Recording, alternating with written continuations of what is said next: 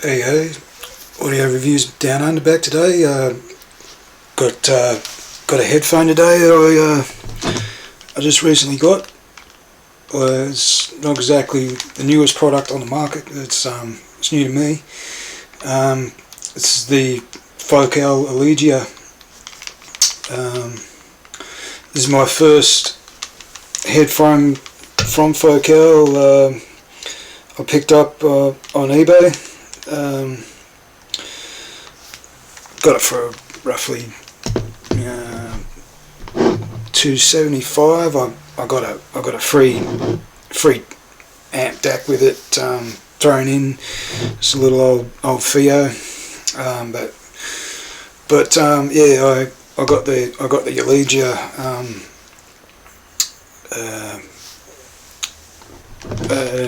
on an eBay auction.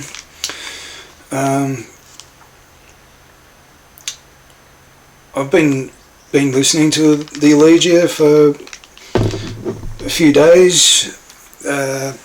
Obviously they're not brand new, but they are in pretty good condition. I've been listening to the Elegia using the SMSL HO100 and the XGO XQ50 Pro 2 DAC, as well as quite a bit on the XP2 balanced as well, which is also another XGO product, which both the SMSL HO100 and the XP2 balance both have 4.4 outputs, which I've been using a custom cable I got from Marco at Marco Custom Cables on Instagram.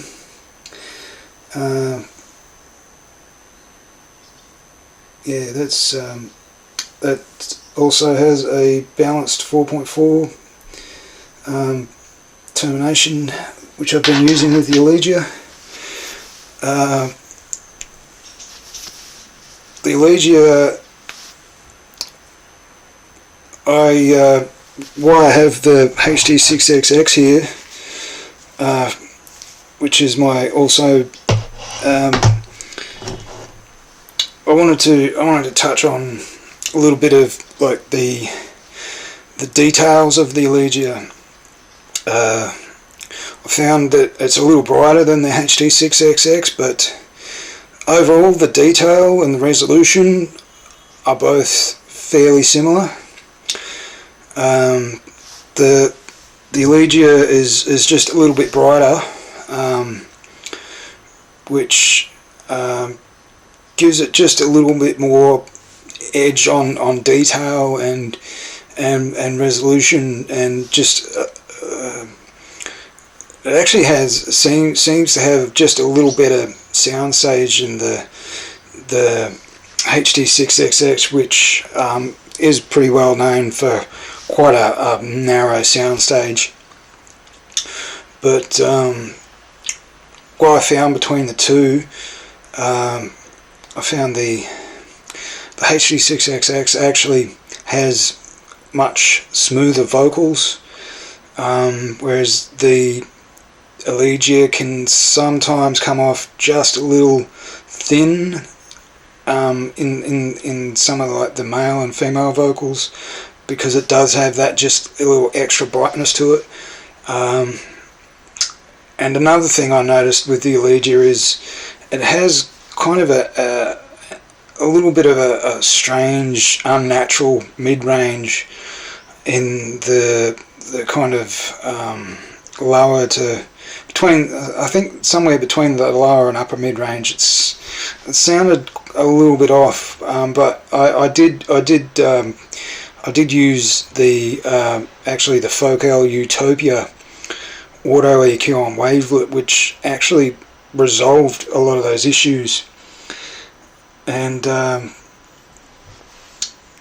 it did clean up that mid-range quite a bit, and gave it a little more resolution as well. Actually, the the overall detail, I think, is quite good on the Elegia, and actually the sub bass is where I think it kind of has a little bit better sub bass than the HD6XX. It goes a little deeper, and which gives it a little more of a better extension with the sub bass, and that extra bit of treble kind of gives it more extension on the top end as well. So it actually I've found it is pretty good with a lot of different genres. I found like I listen to metal, dubstep, hip hop, jazz, electronic, a bit of industrial. I found that the Elegia is quite good at handling a lot of various genres, whereas I think the HD6XX is a little more feels more at home with things like jazz and rock, which don't rely as heavily on sub bass as some genres do, and you don't really need that extra bit of detail with. And because the HD6XX has just a little smoother vocals, it does do a little better with like jazz and rock, and especially with male and female vocals, with things like Aurora, and Aurora's vocals are quite high pitched. She has quite an airy voice, and actually does sound pretty good on the Elegia, but it just sounds a little bit smoother on the HD6XX. It just has a little bit more warmth to it. But yeah, I really have been enjoying the Elegia though. Like I said, I did need to give it some EQ because of that mid range, but once that mid range is kind of fixed a bit, it is pretty enjoyable listen, and very comfortable. I found them to be one of the most comfortable headphones I've ever worn, and although they do have a little bit of weight to them, they're not really that heavy. Really no heavier than, or just maybe slightly heavier than the HD6XX, but they are very comfortable, and I could sit for 2 or 3 hours with no issues, just casually listening to music, and yeah, getting that bit extra resolution sometimes is good with certain tracks that kind of require just that little bit of extra resolution to sound just a little bit clearer. But yeah, from like a more laid back signature, I do like the HD6XX for a little more casual kind of listening, but with like excellent mid-range. Like the mid-range is just perfect on the HD6XX. It's very, very warm and natural, whereas like the Elegia, yeah, like I said, it is a little brighter, so the mid-range is just a little bit thinner, which doesn't really hurt the overall signature, but it sometimes doesn't sound as natural as the HD6XX does. Anyway, yeah, don't know really what else to say, but I have been enjoying both of them immensely, and hopefully one day I'll get to listen to some of the other Focal lines, like the Clear and the Utopia. I've never been able to listen to them myself, so I can't make any comparisons with the Elegia, obviously, not having a chance to audition them or myself. Hopefully one day I can, and but in the meantime, I have quite been enjoying the Elegia. You can get both of them for around the $200 to $300 mark at the moment. The Elegia right now, you can get them for roughly about 330 Australian dollars, and the HD6XX I think is roughly about the same price, about 270, 280 Australian, maybe. I can't remember. I think I got them on eBay as well. I think I got them for about 270, 280. I think both of them are great value headphones for under $300. Or well, I got them both for under $300.